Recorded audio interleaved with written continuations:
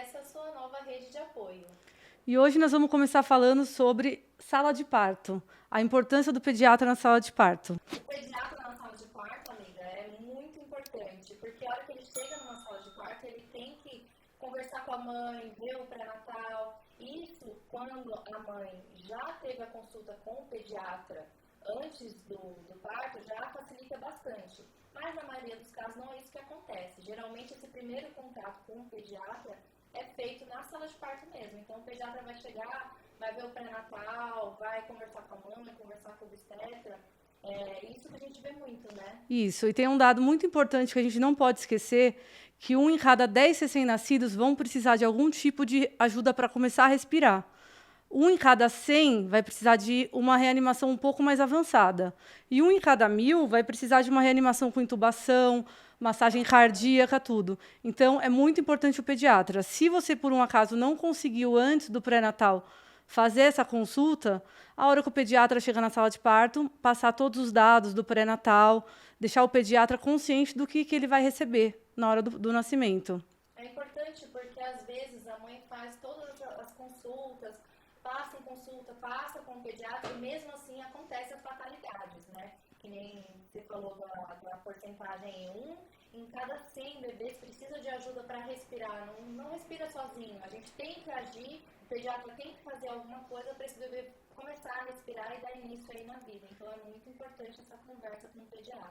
Então, assim, a gente chegou lá na sala de parto, está lá no plantão, a gente chegou na sala de parto. Aí ligam para a gente avisando que vai nascer um bebê. Qual é a primeira coisa que a gente faz? A gente chega lá na sala de parto, pega o cartão de pré-natal da mãe, vê quais patologias ela tem, se tem diabetes, se tem pressão alta, se tem infecção de urina, para ver se a gente vai esperar um bebê grande, um bebê pequeno, um bebê que possa ter que ter alguma intervenção. Checamos o cartão de pré-natal da mãe, tá tudo bem? A gente conversa com ela, porque às vezes nem tudo está sendo anotado direitinho. Às vezes falta dados, né? Às vezes o obstetra não anota tudo, ou às vezes algum exame a mãe não sabe explicar, porque não entende direito na hora da consulta, fica com vergonha de perguntar.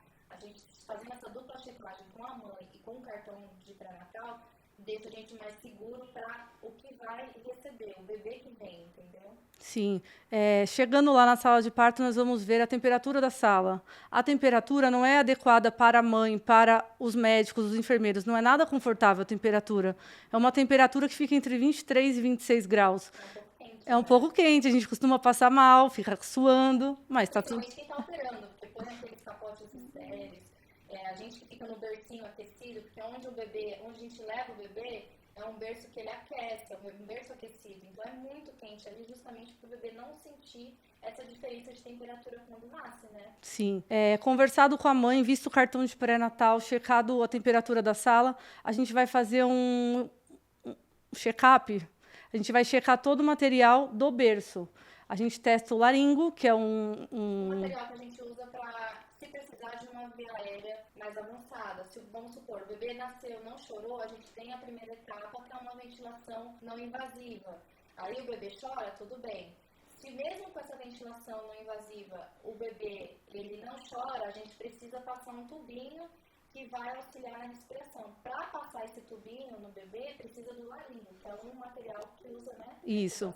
Cada criança vai ter um tamanho de lâmina, cada criança vai ter um tamanho de tubo. Então, a gente não pode deixar para checar na hora que a criança nasceu. Porque se for uma criança menor, tem que ter o tubo lá. E se for uma criança maior, tem que ter também. Então, já fica tudo checado, desde o material da reanimação básica, que é só compressa, uma sonda de aspiração, até uma parte mais avançada. Medicações, né, amiga? A gente já deixa até aspirada a adrenalina. A única medicação que a gente usa depois que o neném nasce, se precisa de ajuda ali, numa pior cenário, um bebê que nasce bem ruim, precisa de uma reanimação completa, a gente vai usar a adrenalina. E não é a adrenalina pura que a gente usa, é diluída, é preparada.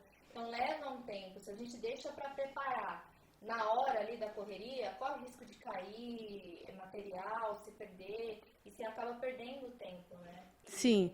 O bebê nascendo, a gente já sabe tudo o que a gente está esperando. A gente está esperando um bebezinho que ali provavelmente é de 9 meses, que não vai ter nenhuma intercorrência programada. O bebê nasceu. Quais são as 3 perguntas que a gente tem que ficar de olho para ver se a gente vai ter uma intervenção ou não? Primeira coisa, o bebê nasceu, a gente confirma se o bebê é termo, se o bebê nasceu de 9 meses. Porque, às vezes, a mãe está falando que ela está de 9 meses, mas o bebê nasce restrito, por algum motivo ele nasce mais novo. Acontece, né? Às vezes é erro de data, até no ultrassom tem margem de erro de data. Às vezes a data da última menstruação da mãe não é aquela que ela imaginou. E no ultrassom, mas no ultrassom falou que eu estava de 40 semanas. Mas o ultrassom a gente sabe que no primeiro trimestre ele tem a margem de 2 semanas para mais ou para menos. Então, numa criança de 38 semanas, se você tirar 2 semanas, ela já nasce prematura. Sim. 36, né? E é diferente o atendimento, né? O bebê nasceu, chorou. A gente tem que ver se ele chora, né? Primeiro a gente pergunta, é termo? É de 9 meses? Ok. Chorou? Tá chorando? Tá respirando? E tem tônus. Essas 3 perguntas. Se a mãe olhar o bebezinho, ver que ele nasceu, tá chorando e tá se mexendo, tá tudo bem. Não tem problema, a gente continua, deixa o bebê em cima da mãe e começa uma sala de parto normal. A gente contato pele a pele. E vai seguindo. A partir do momento que o bebê nasce, ele é colocado no contato. A intenção é que quando ele nasça, faça esse contato pele a pele, né, amiga? Porque esse contato pele a pele, ele tem muitos pontos positivos. Sim, o contato pele a pele, o aleitamento, que a gente vai falar mais para frente, ele começa no pele a pele. A partir do momento que o bebê foi para o colo da mãe, o hormônio ocitocina já começa a ser estimulado, já começa a produção, a descida de leite. E isso tudo ajuda muito a uma amamentação mais tranquila. Enquanto ele está no pele a pele, o bebê ainda está ligado na mãe, pela placenta, ainda está passando sangue do cordão. Esse clampeamento a gente deixa geralmente entre 1 e 3 minutos. Tardio, né? Que é preconizado hoje em dia, né, pela sociedade. Esse clampeamento ele vai passar o maior número de hemácias, o maior número de glóbulos vermelhos para os bebês não terem anemia depois dos 6 meses de vida. Então, é muito importante que tenha essa espera depois que o bebezinho nasça, né? A gente faz também, quando a gente vai pegar o bebê, a primeira coisa a gente vai checar o material, né? A gente checa o material, o berço aquecido, se está funcionando. A gente vamos lavar nossas mãos, colocar luva estéreo, tudo para receber esse bebê da melhor maneira possível. Checado todo o material, as medicações, adrenalina, soro, a gente sempre, numa sala de parto, a gente sempre vai se preparar para o pior. Não é que a gente deseja o pior, é que a gente quer que se aconteça qualquer intercorrência, todo mundo na sala esteja preparado para atender o seu bebê o mais rápido possível, porque ali tempo é ouro mesmo. No contato pele a pele, se as mães já tiver todas as sorologias negativas, tiver alguma coisa, a gente já vai determinar se o bebê vai poder mamar naquele momento ou não. Se a gente vê a mãe tem um HIV, tem alguma doença que contraindique o aleitamento, contraindicações. Absoluta é a sorologia da mãe HIV positiva. Isso. Na hora que o bebê nasceu, chorou, tá com tônus, tá no colo da mãe. O pediatra tá ali do lado parado, sem fazer nada, mas ele tá de olho. O que é a primeira coisa que a gente vai olhar no bebezinho? É o Apgar, o boletim de Apgar, que ele vai falar a vitalidade do bebê. A gente vai ver, por esse boletim, a gente vai determinar se a gente vai precisar intervir ou não. Então, ele mostra o choro, a cor da pele, se o bebê está chorando, se o bebê está respirando. A gente dá uma notinha que vai de 0 a 10. Uma notinha assim mais baixa mostra que não dá para ficar esses 3 minutos ali na mãe esperando. Então, a gente pede um clampeamento imediato. Mas isso a gente vai vendo assim após o nascimento. Então, e aí com a checagem da sala de parto, o pediatra ele vai checar todo, né, amiga? O berço aquecido, as cânulas, tudo, a adrenalina. A gente sempre vai se preparar para o pior cenário, tá? Porque o bebê que nasce bem, tudo, a gente já sabe. Põe lá no contato pele a pele, ele vai seguir a vida dele, né? A fisiologia segue. O problema é o bebê que vai nascer ali, que vai precisar de uma ajuda, porque a gente tem pouco tempo. Por isso que a gente prepara a sala de parto antes. A importância do pediatra na sala de parto antes. Porque a gente tem 1 minuto, né, amiga? É o golden minute que a gente fala. Que é 1 minuto de ouro do bebê. Se nesse primeiro minuto o clampeamento precisar ser imediato, o que é o clampeamento? Pega a nossa convidada especial, gente. Ela é a Lila. Muito prazer, pessoal. O clampeamento, aqui nós temos a placenta e o cordão umbilical, que fica ligadinho no bebê. O bebê nascendo bem, ele vai ficar no colo da mãe, a placenta vai ficar dentro da mãe e nós vamos aguardar os 3 minutos. Até o cordão parar de pulsar, que ele fica pulsante. Esse aqui é o cordão umbilical, né? E aqui está o coto do bebê. O bebê nasceu, precisou fazer um clampeamento. O que é o clampeamento? A gente vai colocar um clamp, que é tipo um pregadorzinho assim, só que ele é de material de plástico ou de elástico em algumas maternidades. Segura aqui. E aí o médico ginecologista vai clampear. O que é clamp? Ele vai colocar esse clamp aqui, ó, como se fosse uma coisa que segura, e vai cortar aqui. Isso vai separar o bebê da placenta e vai ser entregue para o pediatra poder começar a reanimação. Isso é só nos casos que o bebê nasce mal. Nos casos que o bebê nasce bem, o clampeamento demora 3 minutos. Quando o bebê nasce bem, esse clampeamento não tem problema que o bebê saiu da mãe, ali seja por cesárea ou normal, vai no contato pele a pele. Entenda que o parto cesárea ele também pode ser humanizado, né, amiga? A gente vê bastante isso. A gente pode fazer um parto cesárea humanizado. O bebê no parto cesárea, a gente passa ele por baixo do campo e coloca dentro de um top na mãe. A placenta continua lá na barriga da mãe e o bebê está aqui dentro do top. Ele vai no colo da mãe para fazer o contato pele a pele, que aumenta o vínculo mãe-bebê, tudo isso que a gente já até comentou aqui sobre os benefícios. O bebê nasceu, foi feito o clampeamento, tá tudo bem com o bebê. Ficou lá 1 hora, o Ministério preconiza que pelo menos esse vínculo, o bebê fique no colo da mãe por 1 hora. Por quê? Vai fazer uma colonização já de bactérias da flora da mãe, já vai pegando imunidade, tem diversos benefícios o bebê ficar mais de 1 hora no colo da mãe. Passou essa primeira 1 hora, sendo que o bebê nasceu bem, tá tudo bem com o bebê, aí entra o pediatra. O pediatra vai fazer um exame físico no bebê. Até que a gente comentou que é uma coisa chata, assim, chata entre aspas, né? Mas a temperatura da sala, né? Que deixa mais quente. O fato do bebê ficar no contato pele a pele com a mãe, mantém a temperatura do neném também adequada. Não deixa ele fazer a hipotermia, que é a temperatura mais baixa. Tá? Também é uma coisa legal da gente lembrar o pessoal aí. Nessa primeira hora que o bebê está no colo da mãe, quando ele começa a sugar, também ajuda na contração do útero. O útero ele fica muito grande durante a gestação. E depois, conforme o bebê vai sugando, vai aumentando a produção de hormônio ocitocina, que é um hormônio natural, e o útero ele vai contraindo, evita a hemorragia materna. Então, é muito bom essa primeira hora do bebê com a mãe. De Apgar, né? Até quando a gente recebe lá os bebês depois no alojamento conjunto, vai passar a visita, a gente recebe, quando a gente nasce, a gente já recebe a primeira nota, que é o Apgar. São 2 notinhas, uma do 1º minuto e a outra do 5º minuto. Essa nota, o que é? Só para falar que você tá bem na fita, o que é? Vamos explicar pro pessoal. Essa notinha, a gente consegue classificar um bebê super saudável, que não vai ter nenhuma complicações. É a vitalidade do bebê. De 0 a 10, ela inclui choro, cor, tônus, irritabilidade e frequência cardíaca. Essa notinha ela é mais legal, assim, ela é mais utilizada nos bebês que nascem pior, para a gente poder ver o grau de sequelas que esse bebê pode ter. Sim, e ajudar a gente também na intervenção, né? Porque a gente sabe que um bebê que nasce com um tônus prejudicado, o que é tônus? É aquele bebê que é mais durinho. Quando o bebê ele é hipotônico, tudo que é hipo é pouco, então que ele é pouco durinho, ele é molinho. Quando um bebê nasce muito molinho, roxinho, sem chorar, a gente já sabe que essa nota do Apgar dele vai ser mais baixa.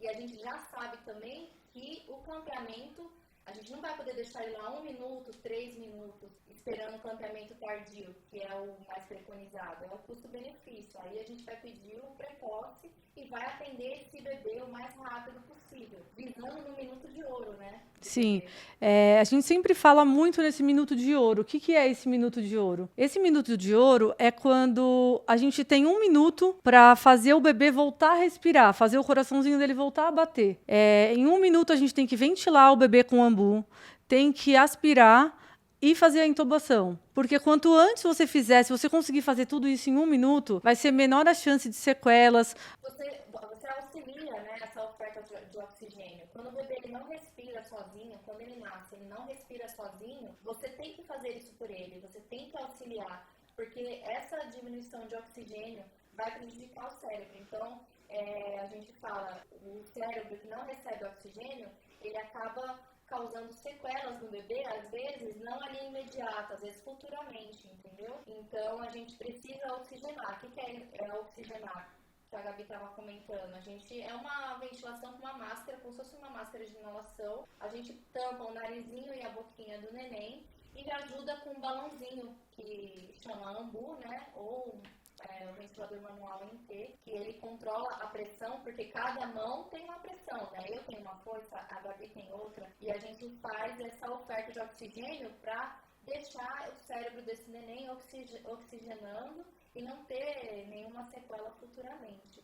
Então, nesse 1 minuto é muito importante, porque você pensa, você ficar debaixo da água 1 minuto sem respirar, ninguém consegue, né? Até tentem conseguir, mas não é o meu caso, e nem de muitas pessoas aqui. Mas o bebê é a parte mais crítica, assim, ao nascimento, né? Agora vamos pensar que o bebê nasceu bem, que nasceu tudo certo. O bebê ficou lá com a mãe 1 hora.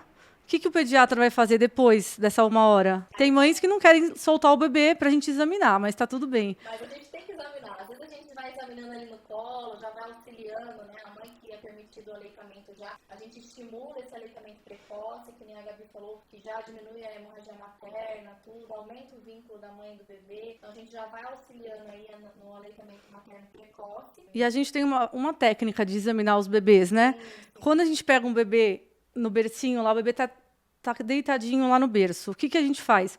Para não esquecer nenhum ponto do bebê, nada no exame físico, a gente começa crânio caudal, tipo, da cabeça para o pé. A gente pega o bebezinho, a primeira coisa que a gente já faz a inspeção, a gente olha o rostinho do bebê. Inspeção é quando a gente olha o bebê como um todo, que nem quando ele nasce a gente olha, a gente vê, não, é um bebê bom, que ele tá durinho, ele tá se mexendo, ele tá chegando, ele tá respirando, ok. A posição tá normal, a gente já olhou, o bebê tá bem.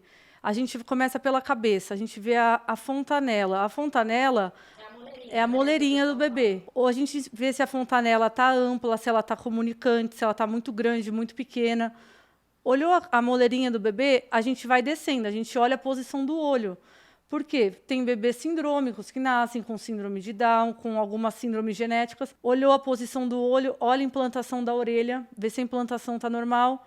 Olha a boquinha. Ah, a boquinha está bem. Tem que olhar dentro da cavidade oral do bebê para ver se o palato, que é o céu da boca, está íntegro. Vê se não nasceu com nenhum dente, porque não é muito comum nascer com dente, né? Se nascer com dente, tem que tirar. Vê o pescoço. Já pegou, amiga, bebê com dente? Já peguei. Né? Tem bastante. O pescocinho do bebê, a gente costuma olhar se não tem uma preguinha aqui atrás, que também fala a favor de algumas síndromes. Então, a gente inspeciona o pescoço, desce para o ombrinho, vê clavículas, vê se as clavículas do bebê estão bem, se não tem fratura de clavícula, porque é comum acontecer em parto normal, o bebê muito grande. Acaba fraturando. E na fratura de clavícula, calma, gente. Não precisa operar. Entrar em desespero. Ligar para o ortopedista, meu Deus do céu, não faz nada, não opera, não faz nada. É simplesmente só tratamento conservador. Não manter o bracinho imóvel. Simplesmente para o bebê não sentir dor, é só isso mesmo, é só acalmar mesmo o bebê. Aí a gente já vai da clavícula, vai para as mamas, né? Tórax, ver se o tórax não é muito pequenininho ou muito grande. A ausculta, né? A ausculta cardíaca e do pulmão, ver se o bebê não nasceu com nenhum sopro nem nada. Checa os membros, porque é muito comum nascer com dedinho também, sexto dedo, nas 2 mãozinhas. Dá uma olhada no coto. O coto umbilical, ele tem que ter 2 artérias e uma veia, né? Todos os bebês têm que ter 2 artérias e uma veia. Se não tiver, que acontece bastante também de ter só uma artéria, a gente tem que investigar sistema renal e cardíaco, porque pode ter alguma malformação. Ou só ser uma atrofia mesmo. Ou só ser uma atrofia e tá tudo bem. Mas aí a gente faz o próximo, na maternidade, a gente acaba pedindo. O bebê que tem uma artéria única no coto, a gente acaba fazendo ultrassom de rins, né? Vias urinárias e ecocardiograma, para descartar, né? Sim. A parte da genitália é muito importante para a gente checar se é feminino ou masculino, se tem os 2 testículos, ou pode acontecer de nascer com uma genitália ambígua, e a gente ficar na dúvida, nossa, será que é uma vagina, será que é um pênis? E aí, nesses casos, tem que fazer uma investigação maior. O ânus do bebê, antigamente, a gente passava sonda em todos os anos quando o bebê nascia. Isso não faz mais, né? E hoje não é muito comum. O que a gente faz? A gente checa se tem as preguinhas, para ver se ele não nasce com o ânus fechadinho, que também já pegamos alguns casos, né? Que o bebê nasce com o ânus fechadinho, então tem que ver. Viramos o bebê, já vimos a cabeça, vamos descer para a coluna. Na coluna, já tivemos alguns casos na UTI que nasce com a coluninha aberta. E aí isso daí é cirúrgico, tem que ser transferido, tipo, é um caso grave. Então, Um centro especializado para poder acompanhar e fazer a resolução. resolução. Então, a gente faz esse exame físico. Esse exame físico, ele leva, em média, assim, uns 10 minutos, é uma coisa rápida. Tem as perninhas também, né? Sim. A gente vai fazer A manobra manobra. de Ortolani, que é para poder ver. Então, as perninhas, geralmente a gente vai avaliar, vai ver também se não tem dedinho extra aqui, né? E vai avaliar a composição da perninha, tudo certinho. E tem uma manobra que a gente faz, que é a manobra de Ortolani, que é quando o bebê está assim, a gente flexiona a perninha do bebê e abre, tá? O que isso vai mostrar pra gente? Esse teste, ele tem que ser positivo, não, negativo, né, amiga? Negativo. Negativo é o normal. Esse teste do Ortolani negativo é o normal. O que é negativo? Quando eu faço esse movimento e eu não escuto barulho nenhum, nenhuma crepitação. Quando eu faço... Que é o clequezinho. Quando eu faço essa manobra e ocorre, a hora que eu faço isso, acontece um cleque, isso significa que esse bebê, ele pode ter uma displasia de quadril, que é quando a perninha não está encaixada. Não tá encaixada. Mas também não é nada para sair correndo desesperado se o pediatra falar, olha, o Ortolani está positivo. Vai ser encaminhado para um ortopedista e vai fazer um acompanhamento. Isso aí é acompanhamento ambulatorial, a longo prazo, tá? Não tem nada de emergência. Mas é feito também essa manobra de Ortolani. A gente vai explicar direitinho também em outro episódio, que a gente vai falar de todos os testes que é feito na maternidade do bebê. Lembrando no exame físico que a gente faz o capurro. O que é o capurro? Que as mães ficam doidas, elas chegam lá falando pra gente, doutora, mas eu estava de 37 semanas e a senhora está falando que eu estou de 39. Isso, a idade gestacional. Porque assim, a idade gestacional, a mãe pode fazer pela data da última menstruação, que o ginecologista também faz, pelo ultrassom, e depois tem a prova dos 9, que é quando o bebê nasce, ele tá falando ali pra você, eu sou termo, eu sou do tempo certo. Não, eu vim antes, enganei todo mundo, enganei o médico da mamãe, enganei a mamãe, enganei o papai e vim prematuro. Sim, pode acontecer. O capurro é para poder identificar a idade gestacional. Através do exame físico. O capurro a gente vê pela orelhinha, a gente vê a orelha, mama, a pele, se tá descamativa ou não, e as preguinhas do pé. Cada item desse tem uma notinha que vai de 0 a 16, 24, e a gente soma tudo e divide por 7, que são o número de semanas. E aí esse capurro dá a idade fidedigna do bebê. Essa semana mesmo eu estava de plantão na quinta-feira e me chamaram para uma sala de parto, que era um bebê de 37 semanas, e ele nasceu, tinha 34 semanas. Margem de erro, né? E aí a mãe falou, não, doutora, mas eu estou de 37. Aí eu expliquei para ela, mostrei o capurro, mostrei tudo para ela, ela entendeu. É uma tabelinha, né? Esse capurro não é da nossa cabeça, não é da minha, nem da Gabi. É uma tabela que a gente segue e de acordo, e lá na tabela é bem explicativa. Quem tiver curiosidade, põe aí no Google, tabelinha de capurro.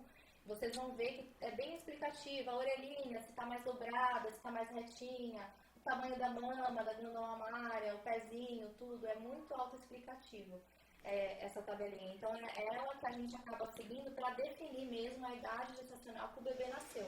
Não significa que o seu ginecologista ou obstetra fez errado a conta ou você errou na data. Não. Às vezes é um neném que prega a pecinha mesmo na mãe. A gente vê bastante isso.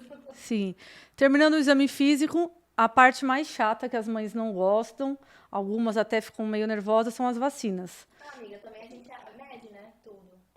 Acaba medindo. Sim. Pecinha, o tórax, peso, altura. Medida, que é aquele momento que a avó que tá lá fica, quanto pesou? Quer tirar foto do bebê na balança. Que eu acho muito fofinho esse momento.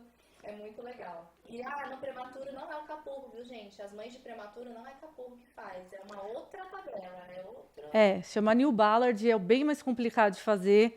É bem mais detalhado, mas todos os bebês prematuros a gente costuma fazer sim. Na UTI a gente faz o New Ballard. Pra gente conferir. E aí depois que a gente examinou o bebê, pesou, mediu, contou pra avó, deixou a foto lá da balança, vai pra parte chata, né, amiga?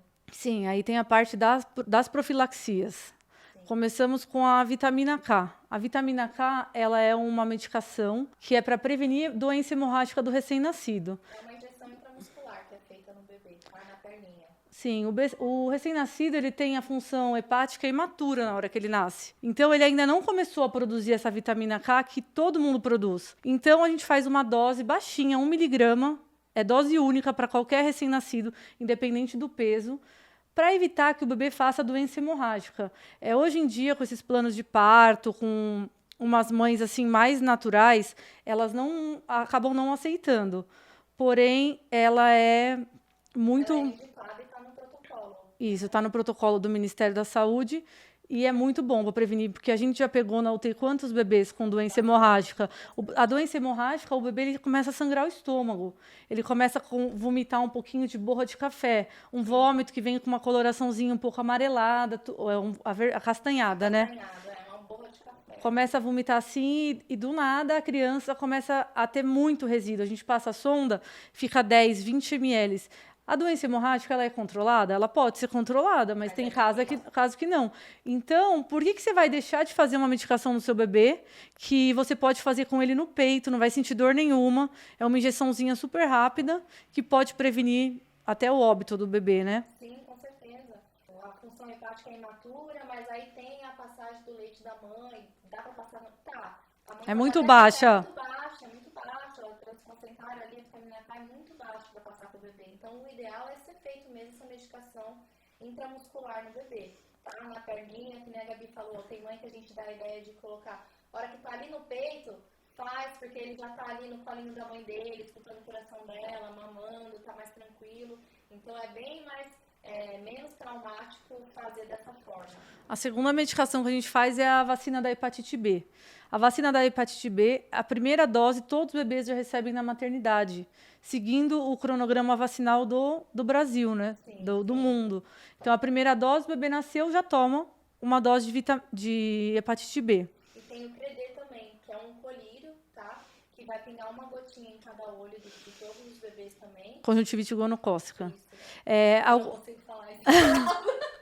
Algumas mães também não querem pingar o colírio e agora é lei, todas as mães têm que pingar. Elas chegam na maternidade com um plano de parto, às vezes com fontes da cabeça que eu colhi o suave lá da vaginal, tudo, eu não tenho gonococo, eu não tenho nenhum tipo de bactéria, tá tudo negativo. Mas já aconteceu mais de um caso, tem um estudo, não é fontes da minha cabeça, que pode acontecer a conjuntivite. E eu vou até deixar uma foto para a gente colocar aqui no vídeo de uma conjuntivite que a gente pegou no hospital.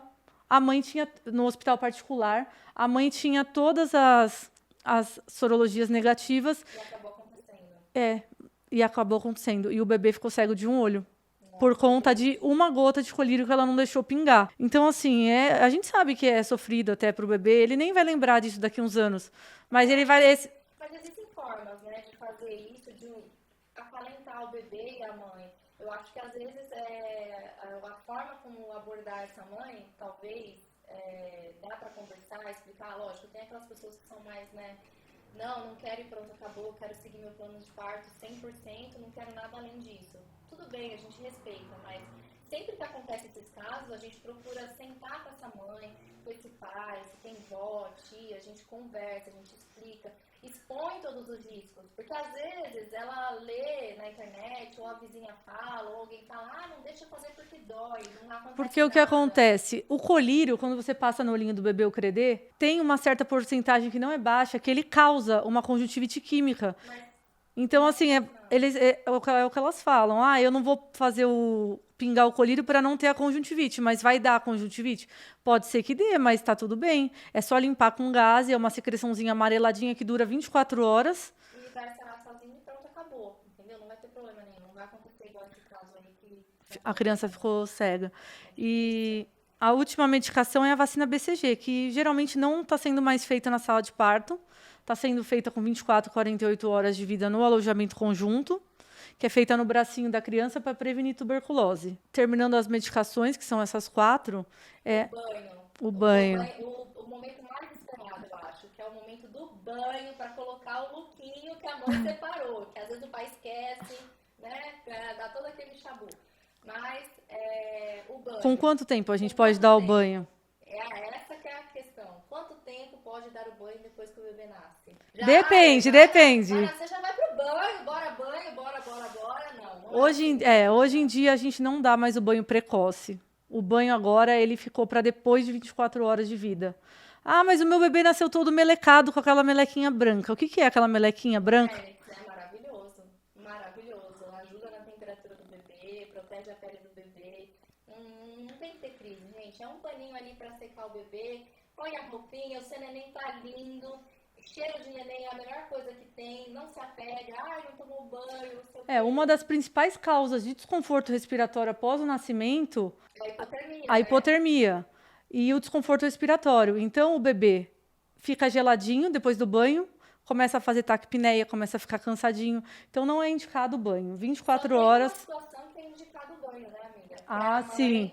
A mãe que tem HIV positivo, mas aí é um cenário totalmente diferente. A gente já sabe que essa mãe tem HIV positivo, então a gente já prepara um banho com uma água mais quentinha para esse bebê.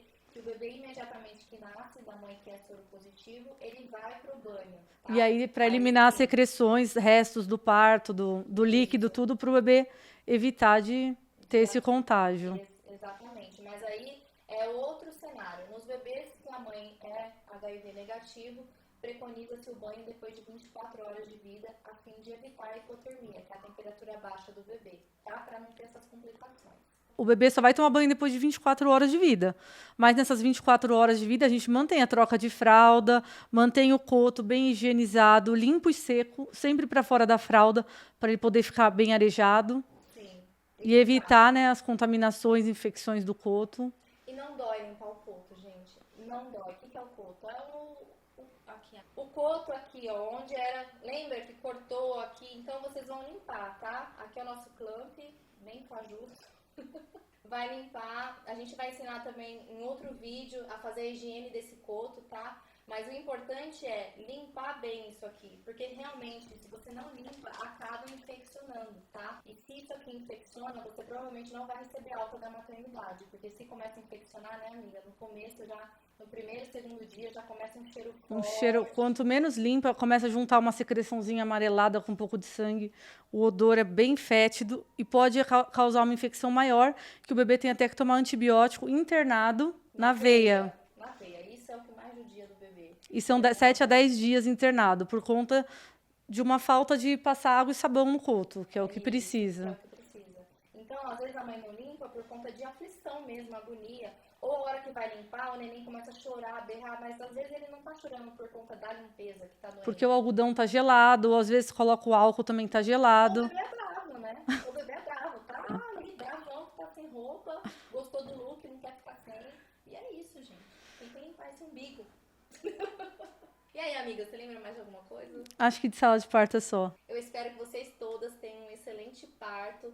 Quem tiver dúvida, pode deixar aqui perguntas pra gente, que no próximo vídeo, ou a gente vai no Instagram e responde todo mundo lá. E se você não se inscreveu ainda no nosso canal, se inscreva. Já ativa as notificações. Gostou desse vídeo? Deixa o seu like, ativa o sininho. E é isso.